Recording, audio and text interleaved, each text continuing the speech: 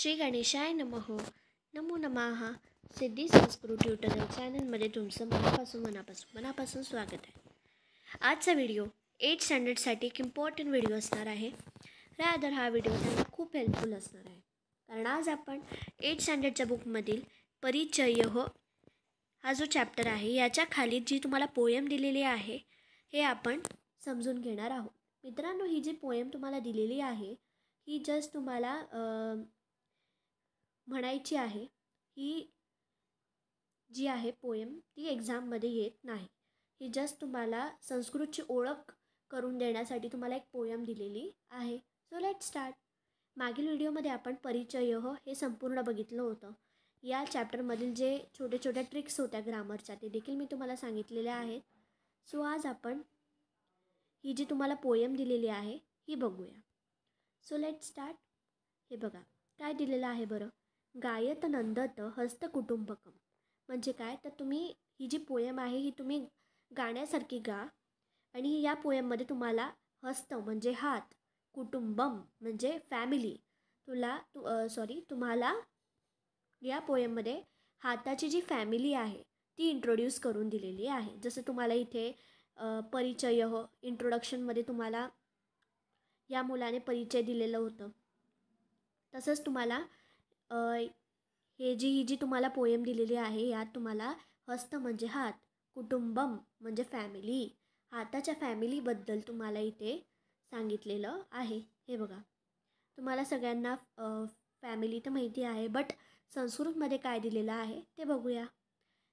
इथून स्टार्ट करूया आपण लास्टपासून. हे बघा.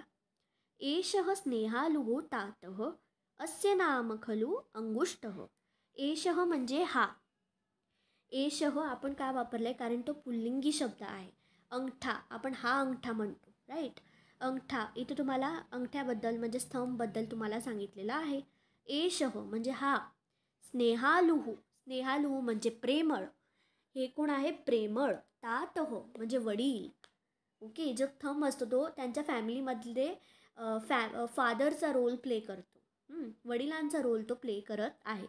एषः स्नेहालुः तातः. मित्रांनो, तातः पुल्लिंगी नाम आहे, म्हणूनच इथे आपण 2 डॉट म्हणजेच विसर्ग वापरलेला आहे.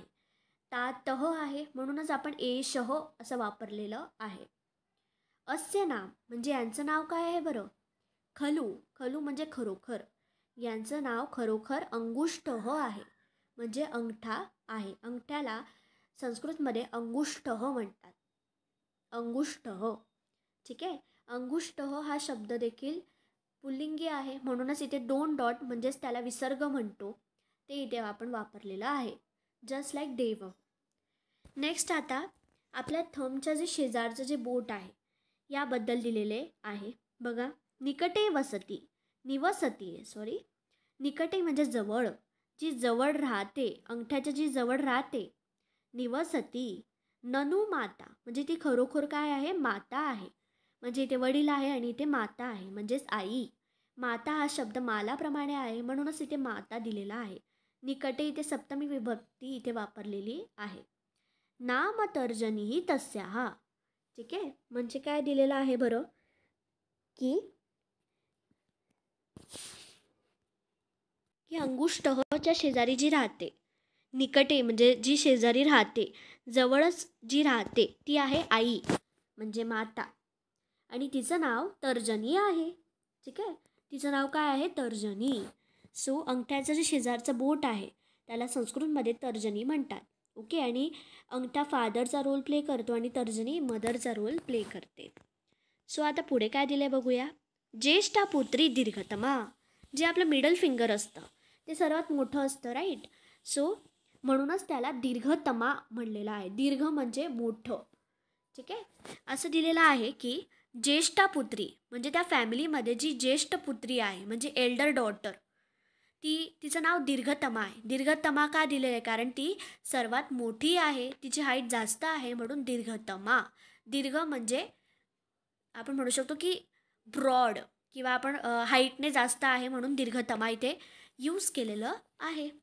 पुत्री हे नदीप्रमाणे इथे यूज केलेलं आहे. नदी शब्द इकारांत स्त्रीलिंगी शब्द जसा आहे तसंच पुत्री शब्द आहे. नाम मध्यमा तस्या. तिचं नाव काय आहे? मध्यमा. कारण ती सर्वात मिडलमध्ये आहे म्हणून तिचं नाव मध्यमा आहे. ती सर्वात मोठी आहे म्हणून तिचं नाव दीर्घतमा आहे. ती सर्वात मोठी मुलगी आहे म्हणून तिचं नाव ज्येष्ठा पुत्री आहे. ठीक आहे. आता बघा, आता मिडल फिंगरच्या शेजारचं जे फिंगर असतं म्हणजे रिंग फिंगर, त्याला काय म्हणता बरं बघूया. तस्या हा भगिनीही. तिची जी भगिनी आहे, भगिनी म्हणजे सिस्टर, बहीण. तिची जी भगिनी आहे, कोणाची भगिनी? तर मध्यमाची जी भगिनी आहे तिचं नाव ती मनोरमा आहे. मनोरमा म्हणजे अतिशय सुंदर आहे ती. ठीक आहे. शी इज व्हेरी ब्युटिफुल असं तिथे दिलेलं आहे. अस्ति ननुसा अनामिका. आणि तिचं नाव काय आहे बरं? अनामिका असं तिचं नाव आहे. तिची सुंदर बहीण आहे. कोणाची? तर मध्यमाची सुंदर बहीण आहे आणि तिचं नाव अनामिका आहे. बघा पुढे बघा. अंते भवती. जी शेवटी जी आहे म्हणजे जी लास्ट जे फिंगर आहे ते छोटं असतं, स्मॉल असतं, म्हणूनच कनिष्ठ बाला म्हणलेलं आहे. कनिष्ठ म्हणजे लहान. जी सर्वात लहान मुलगी आहे ती लास्टला आहे. अंते म्हणजे लास्ट, भवती म्हणजे आहे, कनिष्ठ म्हणजे लहान, बाला म्हणजे लहान बाळ जसं आपण म्हणतो तसं. तस्य हा नाम. तिचं नाव काय आहे बरं? कनिष्ठिका.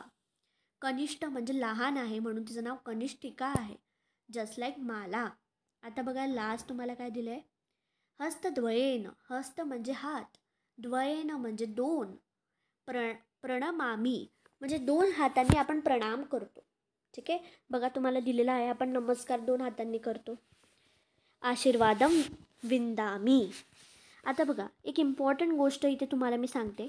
इथे मी वापरला आहे म्हणजे आपण इथे अज्युम केलेलं आहे की स्टार्टिंगला अहम आहे, बट इथे तुम्हाला नीट दिलेलं नाही आहे. हे खूप इम्पॉर्टंट ट्रिक्स असतात. विंदामी दिलं आहे बघा. एक लट लकार म्हणून लकार असतो, जसं इंग्लिशमध्ये टेन्सेस असतात प्रेझेंट फ्युचर, तसं संस्कृतमध्ये लकार असतात. लट लकार, लंग लकार, लोट लकार, विधिलिंग लकार. तसंच लट लकार एक इम्पॉर्टंट लकार असतो. त्याचे असतात ती टह अंती सी थ थ मी वह मह असं लास्टला असतं. आणि हे जे असतं ते उत्तम पुरुष असतं. सो इथे मी आहे, विंदा मी. सो इथे अजून केलेलं आहे की ते अहम आहे. अहम जस्ट अ सेकंड. अहम आशीर्वादम विंदामी असं इथे अज्युम केलेलं आहे. म्हणजेच काय? ते मी मोठ्यांचा आशीर्वाद मिळवतो. विंदामी म्हणजे मिळवणे. मी माझ्या 2 हातांनी नमस्कार करतो आणि मी मोठ्यांचा आशीर्वाद मिळवतो. सो आय होप तुम्हाला ही जी पोएम आहे ही समजली असेल. ही पोएम जस्ट तुम्हाला संस्कृतमध्ये इंट्रोड्यूस करण्यासाठी तुम्हाला ही पोएम दिलेली आहे. बट ही पोएम खूप ब्युटिफुली लिहिलेली आहे. पूर्ण जी हाताची फॅमिली आहे ती किती छान पद्धतीने त्यांनी डिस्क्राईब केलेलं आहे. सो आय होप तुम्हाला सगळं क्लिअर असेल. जर काही डाऊट असेल कमेंट सेक्शनमध्ये नक्की विचारा. सो थँक्यू सो मच आणि सबस्क्राईब करायला विसरू नका. थँक्यू.